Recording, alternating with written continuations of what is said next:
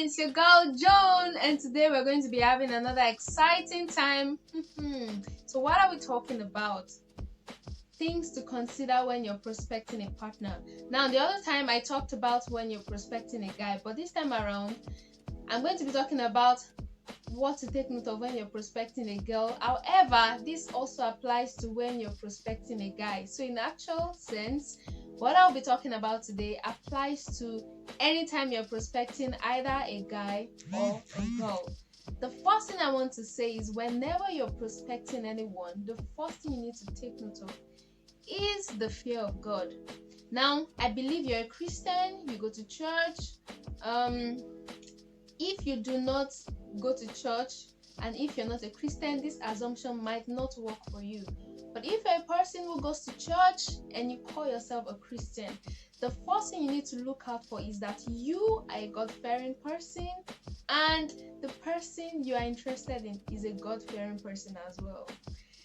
Okay, before I go on with the rest of it, have you subscribed to this channel? If you have not subscribed, you need to subscribe right now. So I need you to click on the subscribe button on your screen. Yeah, and remember to share the video link of this video on your WhatsApp status for me. Yes, there is someone in your circle who needs the information I'm going to be sharing right here. So let's get back to our talk. Now, there's a difference between a person who goes to church and a person that claims to be a Christian and a person that fears God. A person that fears God is a person that allows the standard of the Bible to be the standard of their lives. In other words, the Bible is the standard for how they live their lives. The Bible is the standard for how they do things. So every time they violate what the Bible says, they genuinely repent and are quick to continue in obedience again. But some Christians go to church, but the Bible does not have a say in their life in certain areas. Trust me, if you see yourself as a Christian who fears God and is going far, it's important that you also look for a partner who fears God. And how can you know a partner that fears God? Listen to the stories they share. Remember that one of the things I shared in my previous video on things a Christian can talk about on the first date. Yeah, I talked about listening for what the person says in order to identify their value proposition. When you listen to a person as they talk, you will know their value proposition. Okay, I remember having a conversation with somebody and the person was talking about how he was able to escape a particular dilemma by lying. And he was excited about what he did. Now, that has given him away. That means that to this person, it is okay to lie. He was not remorseful about what he did. In fact, he was excited that he was able to lie to get away from what he did. Now, he felt he was just sharing an exciting story, an exciting experience or whatever, but he has given himself away. From that experience, I got to know that this is a person that will consider himself ahead of others and would not even mind lying just to do that. So this is just one among several other examples of how you can actually identify a good person. So whenever you go out on a date or whenever you get to have conversation with a prospect, always listen for their value proposition. Listen for what they did in the story they are telling you. Listen to the side they are on when they share an experience, a story, an occurrence, and etc. with you.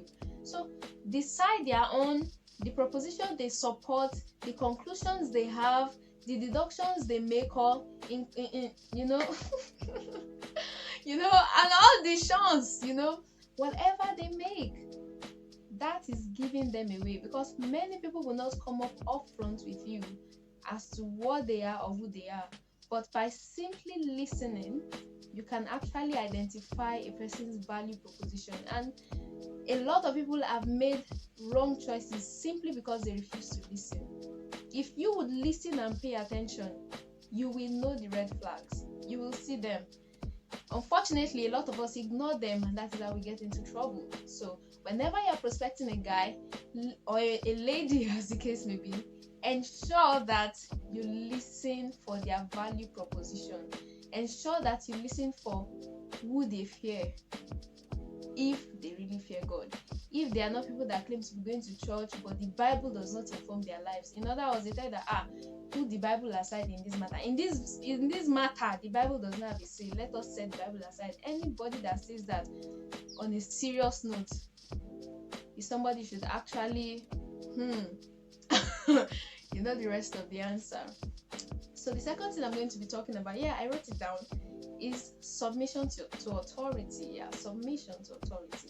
Now, it's important that any prospect you have is someone that has a voice over them. In other words, there is someone that can correct them. So it is very, very dangerous to get married to a man or a woman that nobody can talk to. If you are in a relationship and there is nobody you can report your partner to, that this person is doing this, so it needs some stuff, run for your life. Because trust me, I've listened to different couples and all of them have emphasized that it is very, very important to have someone that your spouse can listen to, someone they fear, someone they respect. Okay, fear might be too extreme, but someone they regard highly, someone that can speak to them and they'll be willing to listen to.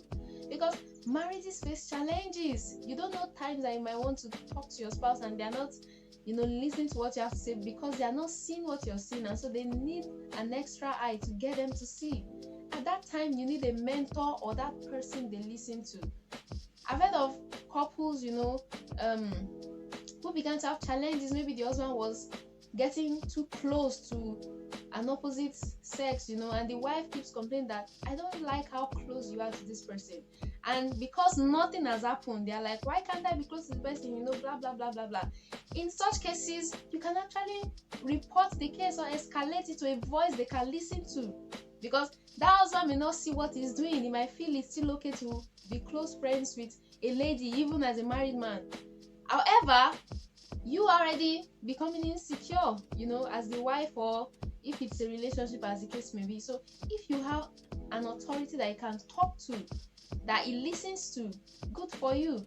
Now, this is just one among several other cases. I mean, there are several other cases with greater damage value, more than the picture I just painted. It could be something more serious than an emotional affair. It could be something more serious than that. So if you do not have a person you can report him to, you'll be stranded. So it's very, very important that whoever you get into a relationship with, whether male or female, is someone that has a voice that can correct them. They must be under an authority. They must have a mentor they listen to. Now, some people say they have mentors, but those mentors do not have a say in their lives. Their mentors will tell them do this, and in their mind they're like, well, you are just saying your own. I'm going to do what I want to do, and I won't give a damn. I won't give a shit. Now, that person is not under any authority. You need a person who genuinely submits to an authority. So this is very, very important. The third thing you need to consider when prospecting a partner is their conflict management. Now, how do you know a person's conflict management quotient? How have they handled previous matters? And then how are they handling the issues that arise between the both of you? That is how you get to know a person's conflict management quotient. People talk about intelligence quotient, emotional intelligence quotient. I also talk about conflict management quotient. So how well can this person handle conflict? Because trust me, marriage is all about two forgivers coming together. In other words, you would offend each other, no matter how much you think you're in love, or how much you think, this person is my world, I cannot do without this person, oh my god, butterflies in my bellies, and all the rest of the stories. No matter how it is doing you, as we say in Nigeria, times will come that you guys will offend each other. There will be conflicts, and if you don't want to use the word conflict, there will be disagreements, or there will be differences that you guys may have to settle. So if your partner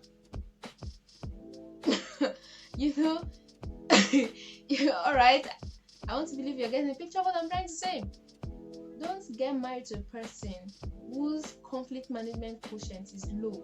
You need a person that can take correction. You need a person that is willing to exercise a good compromise for the sake of the success of your relationship. Yeah, that's my mother tongue interfering with my English. Anyways, you need a person with a good conflict management quotient. So you can read up about conflict management, and then you can actually get to know a bit of it without experiencing a situation like a disagreement or a difference you have settled before you know that so this person can be like this. No, when you listen to what they have to say, you would also know their conflict management quotient. So you don't have to get a relationship and then have to start having things to battle with or problems to solve. When you listen to how they've handled their friends, their colleagues at work, or when they were in school and all, you will get to know their conflict management quotient. So a lot in prospecting a partner lies in listening. It lies in listening. So in order not to dwell too much on this, I'm going to move to my next point, which is financial intelligence. Now, research has shown that money, amongst other things, is very, very key and has played a very huge role in the divorce rate in marriages.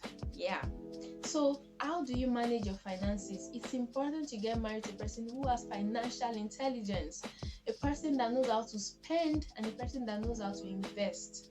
So a lot of people get married to their partners and they're angry as to how their partner is managing their funds, or if it's a situation where they have a common purse, they get angry because their partner, mismanaged the funds, or one partner is not allowing the other person to spend the money, or they just have all manner of issues, especially when it comes to this common purse thing.